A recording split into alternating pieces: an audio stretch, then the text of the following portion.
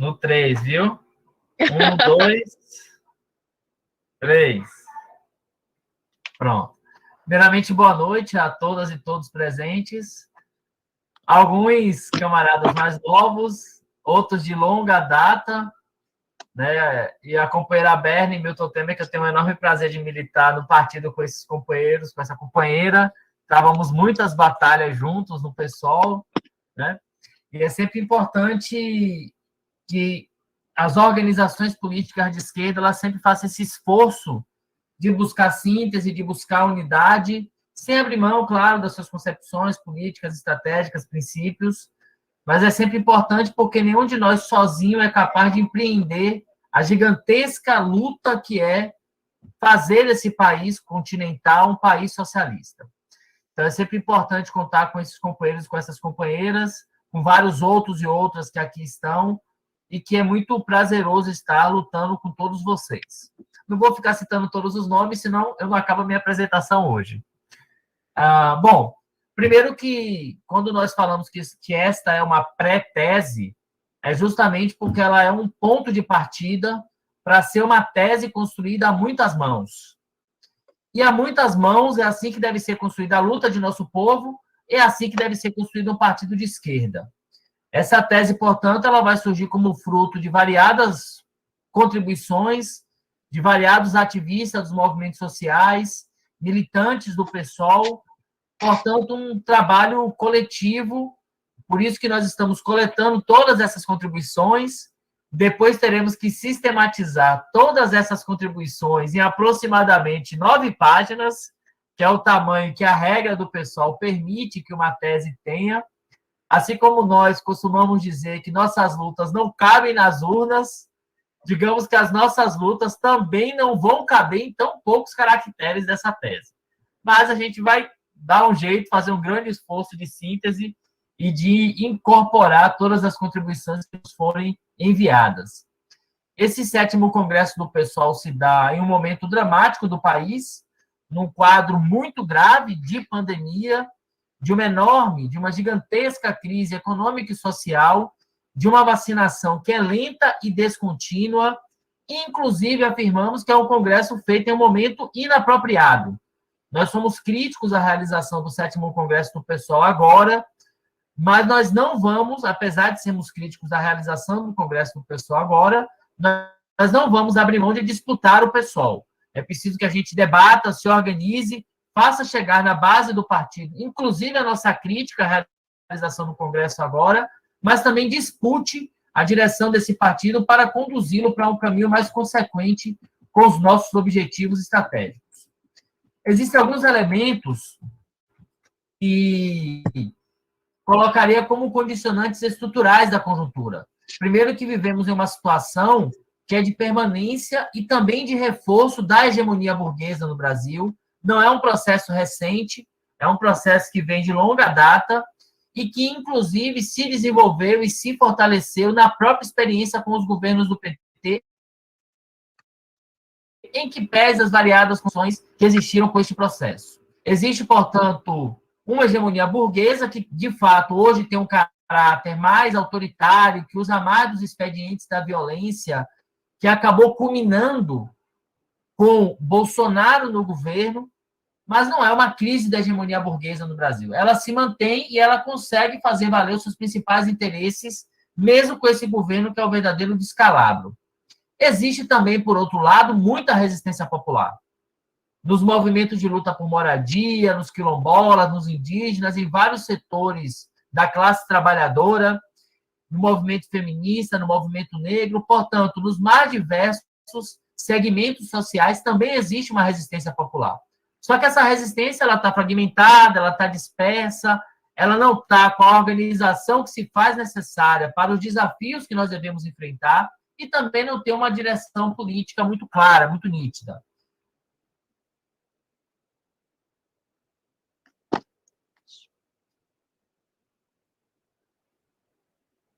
Portanto,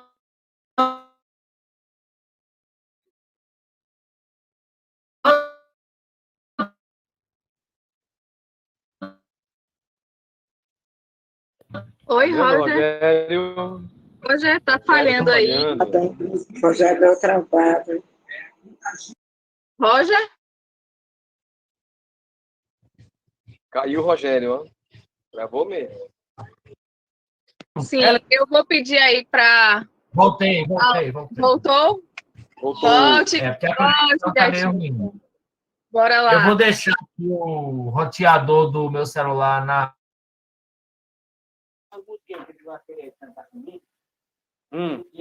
Roger, saiu de novo. Fecha a imagem. Então, existe uma resistência popular, que acho que essa parte eu falei, né? Acho que quando eu entrei no governo Bolsonaro, foi que começou a travar. Então, o governo Bolsonaro, obviamente, ele é uma liderança nitidamente neofascista. Você está me ouvindo? Sim. Agora tá. Ele é nitidamente uma liderança neofascista, tem dentro do Estado e fora do Estado vários segmentos de caráter neofascista que o sustenta, mas não quer dizer que o governo ou o regime político possa ser assim caracterizado. Então, existe uma série de contradições dentro do governo, e para que se constituísse como um regime fascista, deveria dar muito mais passos no projeto autoritário que Bolsonaro quer levar adiante do que os que ele tem efetivamente conseguido dar. Nos marcos gerais, portanto, de uma democracia liberal burguesa, é onde o governo se encontra. Claro que uma dinâmica mais autoritária, mais violenta e que vem crescendo paulatinamente. Nós, por exemplo, desde 2017, que nós afirmamos, inclusive nos debates internos do PSOL, que o Brasil passa por uma escalada autoritária, por um processo de desenvolvimento de um regime político cada vez mais autoritário. Mas para que isso se consolide, vai depender muito, inclusive, da própria dinâmica da resistência popular, de como ela será capaz de enfrentar isso. Este governo, portanto, está sob uma tutela militar e civil, né, burguesa, obviamente. Essa tutela não é um controle absoluto, não é um controle sem contradições, sem conflitos. Evidentemente que existem muitos conflitos de caráter político geral, econômico, corporativos, mas, no fundamental, está sob essa tutela e atua no encontro dos interesses fundamentais da grande burguesia brasileira. É por isso que essa burguesia não encampa o impeachment de Bolsonaro, porque ainda o sustenta na expectativa de que ele vai ter um papel funcional para realizar a agenda antinacional, antipopular, antidemocrática e de retirada de direitos que ele vem realizando. Portanto, algumas derrotas que alguns setores internos neofascistas sofreram não quer dizer que o governo Bolsonaro esteja longe, esteja para acabar. Ele tem, sim, condição de, apesar de toda a queda de popularidade, se recompor futuramente. Recentemente, assistimos algumas derrotas de setores internos neofascistas, como foi o caso de Nelson Araújo, a derrota dos filhos do presidente nas comissões de relações exteriores da Câmara e no Senado, e apesar de Bolsonaro latir muito, a imposição dos interesses do grande capital vão se realizando, inclusive na questão da relação com a China. Então, apesar de todo o discurso do governo, que vai e volta, reaparece, do ponto de vista comercial, o Brasil continua realizando as suas transações, existe uma pressão de setores da burguesia para, inclusive, que Bolsonaro modere o seu discurso em relação à China. Mas não o faz totalmente, fica zigue-zagueando. Bolsonaro, claro, está com uma nítida queda de popularidade, ocasionada pela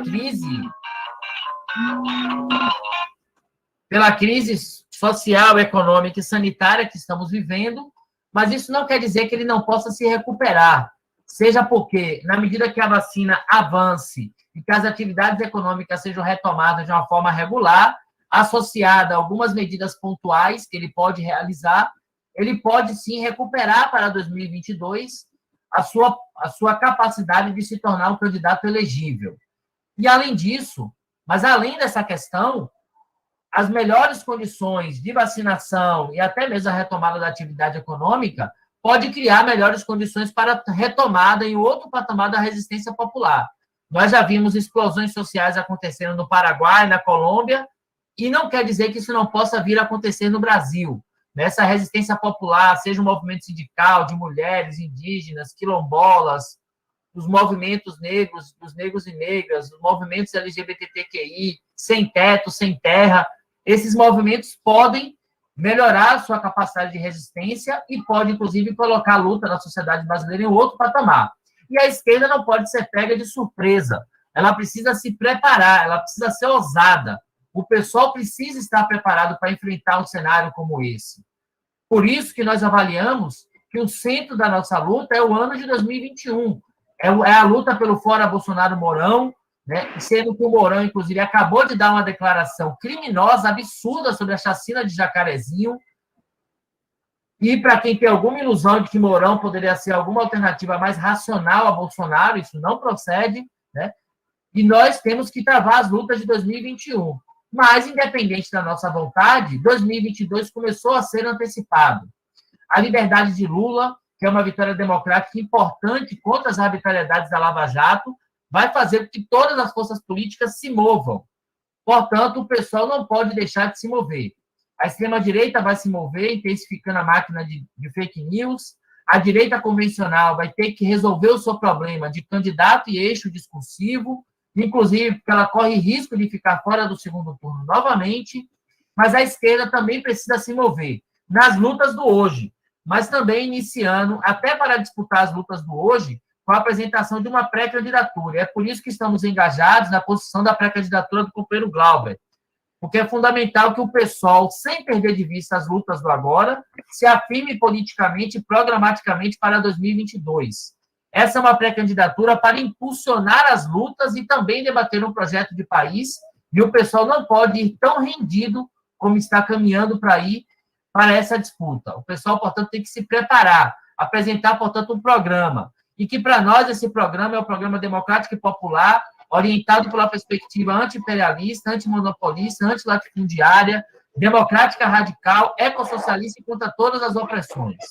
Portanto, a tese do pessoal que ousa lutar é uma tese que afirma a necessidade do pessoal desencadear o movimento pelo Fora Bolsonaro-Mourão, realizar as lutas do presente, disputar, a partir daqueles elementos mais concretos que atingem o nosso povo, elementos programáticos, uma perspectiva de futuro para a sociedade brasileira. Isso só é possível se o pessoal se afirmar como uma alternativa independente. O pessoal, portanto, precisa ter ousadia de se afirmar politicamente, ousadia de se organizar, de dar respostas para a crise e a ousadia também de apresentar um projeto para 2022. E, para isso, é preciso um outro tipo de partido. É preciso um partido democrático, enraizado socialmente, que convide e convoque a sua militância para debater o seu destino, para debater os seus rumos, que organize, portanto, o ativismo que é simpático ao PSOL ou que já está afiliado ao PSOL para atuar nas lutas sociais. E, infelizmente, o PSOL está muito longe desse patamar político e organizativo, e nós defendemos, portanto, que o partido avance nesse sentido. Portanto, essa é uma pré-tese, uma construção coletiva que está aberta ao debate, às várias contribuições. Nosso objetivo é produzir um documento a várias mãos para disputar os rumos gerais do PSOL. Então, isso também é um convite para que as pessoas leiam nos links que foram enviados, contribuam e que a gente possa, a várias mãos, construir esta tese e disputar os rumos gerais do país, porque o Brasil precisa de uma alternativa de esquerda. Para concluir, Roger. 21, e nós devemos disputar isso. Né? Que nossos sonhos sejam de lutas esta noite, como tem sido cotidianamente, apesar das tentativas da barbárie que nos cercam. E nós vamos lutar, na verdade, no cotidiano de todas as lutas de nosso povo, e também disputar, né, para que o nosso partido corresponda a essa perspectiva de uma alternativa de esquerda. Que, como bem muito falou Jorge, o Brasil precisa de uma alternativa de esquerda no processo eleitoral. O Brasil não merece ficar submetido à falta de alternativas de transformações radicais de nossa sociedade. Então, dizer que a nossa tese está em processo de construção. Como eu brinquei no início, nem todos os nossos sonhos cabem em 30 mil caracteres, mas faremos o esforço para que caiba, por mais sintético que seja. Então, as contribuições estão abertas. No site tem a possibilidade de escrever pequenas contribuições. Podem também encaminhar as contribuições para meu e-mail pessoal, que eu disponibilizei aqui no chat. Vou colocar o final aqui, para que a gente possa fazer essa construção junta. e nós convidamos todos e todas e todos que estiveram aqui presentes para construir com a gente essa disputa do Congresso do PSOL, mas também as lutas dos movimentos sociais, o PSOL na sua base, né, no seu município, no seu território, para que possamos constituir, fazer do PSOL uma alternativa que não repercuta os erros que já foram cometidos e as opções que já foram tomadas pela esquerda anteriormente. A perspectiva da candidatura de Glauber é uma perspectiva de uma construção coletiva. O companheiro topou essa empreitada desta forma, e é desta forma que a gente tem construído com ele, e vamos fazer essa disputa, porque ela se faz bastante necessária na sociedade brasileira e também no nosso partido. Então, uma grande saudação a todos e todas, a todas as poetisas, poetas, cantores, cantoras, as falas de muita emoção, como a fala da companheira Mira, que sempre realmente nos estimula a lutar mais, tudo que passa, vê, mas é isso, nós nascemos para realmente lutar pela emancipação de nosso povo, e essa é a nossa tarefa. E essa tarefa a gente não vai renunciar, ousaremos continuar fazendo essa luta. Então, boa noite, um agradecimento a todos e todas que estiveram presentes. Estamos aguardando as contribuições, as assinaturas, e vamos fazer essa disputa aí com muita honra, né, em nome aí de toda a ousadia que aqui estava representada hoje.